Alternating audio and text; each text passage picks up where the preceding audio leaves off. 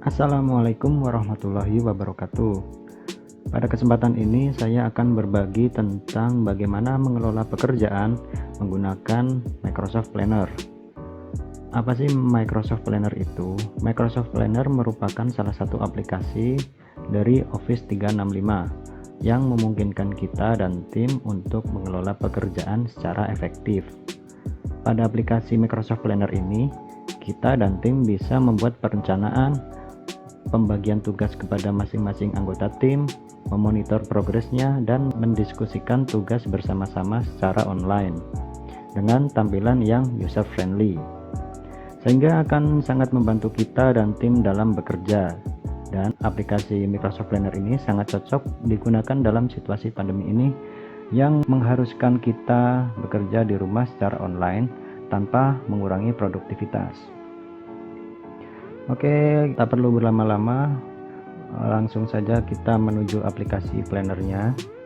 Yang perlu kita lakukan pertama kali yaitu masuk ke Office 365. Di sini saya sudah login ke Office 365 saya. Kemudian kita langsung saja klik aplikasi plannernya pada tampilan berikut. Kita klik.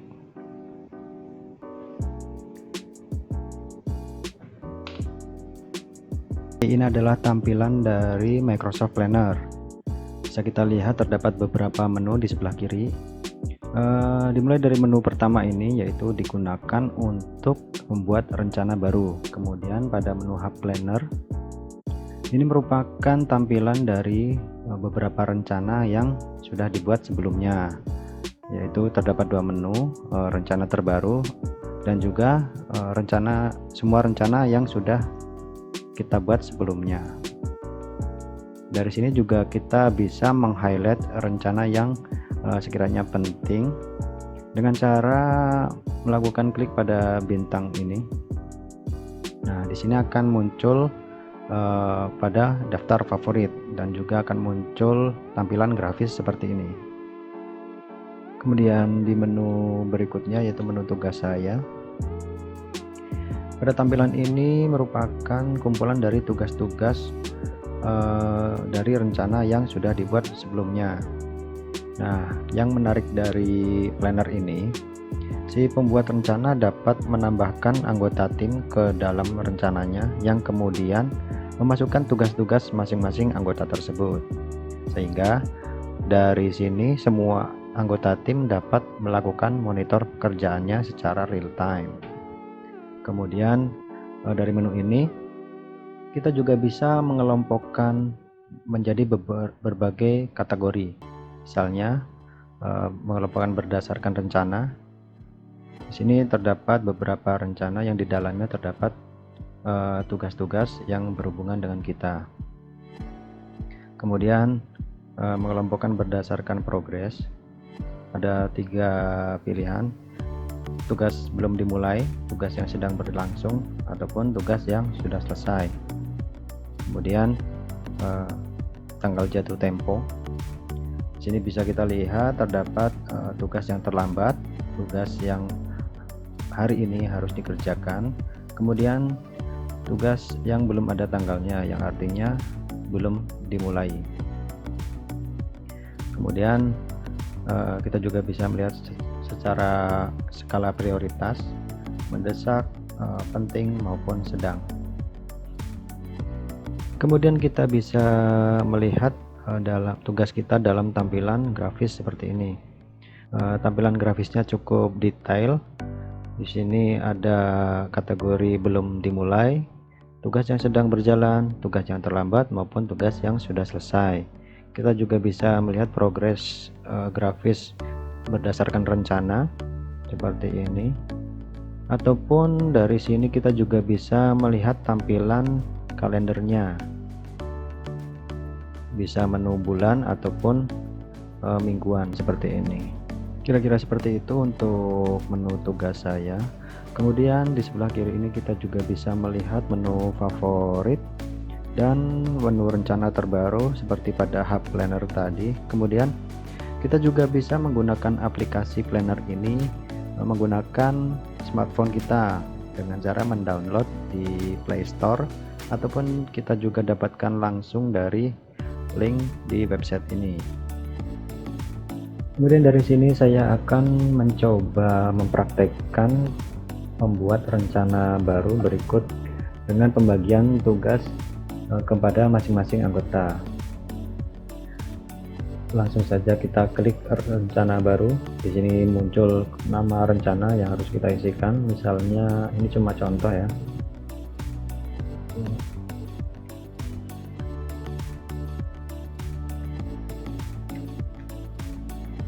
Kemudian pada menu privacy kita bisa pilih public agar siapapun dalam organisasi dapat melihat isi rencana. Kemudian menu pribadi hanya anggota saja yang dapat melihat isi rencana. Kita langsung saja buat rencana. Nah, di sini kita bisa tambahkan tugasnya.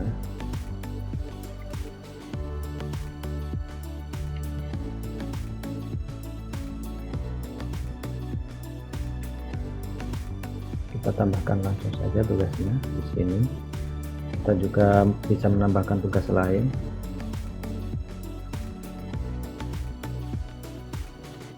Kita tambahkan lagi.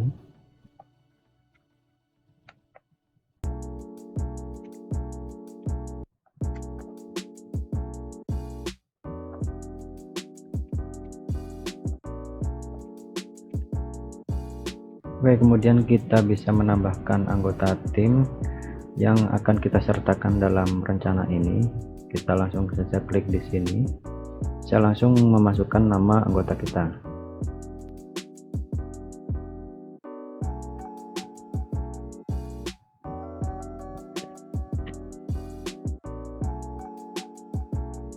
Kemudian setelah kita tambahkan, kita lakukan penugasan ke masing-masing anggota tim. Seperti ini, kita langsung tugaskan saja siapa yang akan mengerjakan tugas ini. Misalnya di sini kita klik salah satu. Kemudian siapa yang akan memonitoringnya. Dan kita juga bisa set tanggal kapan akan kita mulai. Tanggal 8 ini. Dan tanggal jatuh temponya tanggal 10 misalnya. Kita juga bisa melakukan menambahkan catatan di sini.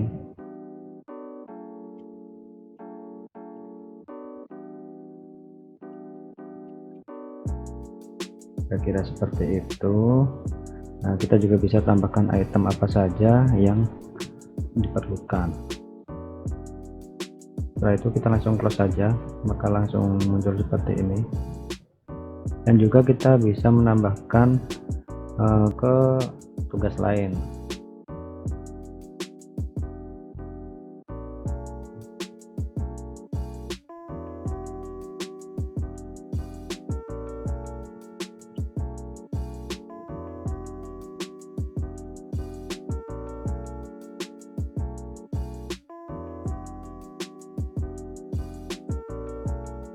Setelah kita buat tugasnya dan menambahkan anggota tim, maka rencana dan tugas-tugas ini akan muncul pada tampilan Microsoft Planner masing-masing anggota yang sudah kita tambahkan tadi.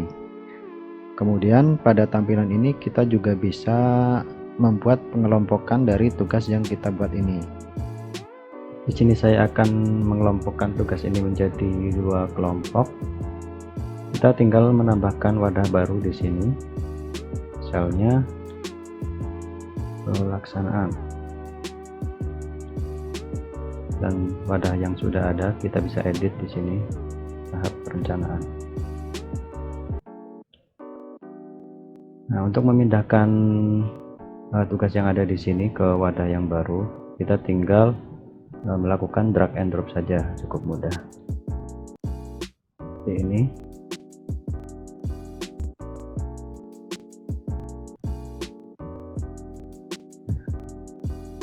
Oke, kemudian kita di sini juga bisa melakukan penambahan label.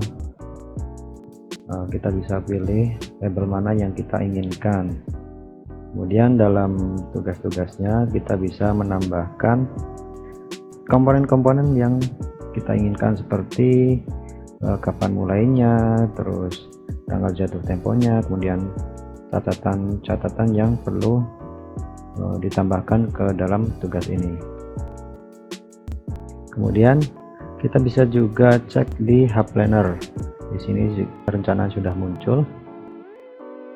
Kemudian di menu tugas saya, nah kira-kira seperti ini. Ini adalah tugas yang berhubungan dengan saya, yang nantinya akan sama juga di tampilan masing-masing anggota tim.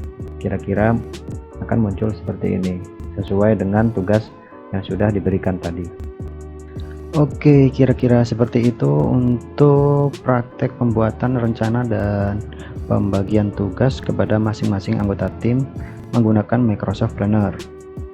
Nah, berikut ini saya akan menampilkan sebuah tayangan ketika kami di Biro HCDPE mendiskusikan dan monitoring tugas menggunakan Microsoft Planner. Kita simak tayangannya berikut ini.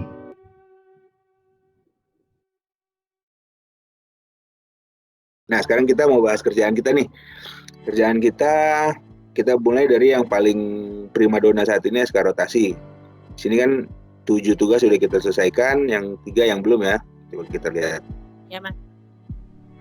Ya, Mbak Ovi. Nah, ini outstanding berarti rotasi terampil Bontang ya. Kita masih nunggu keputusan.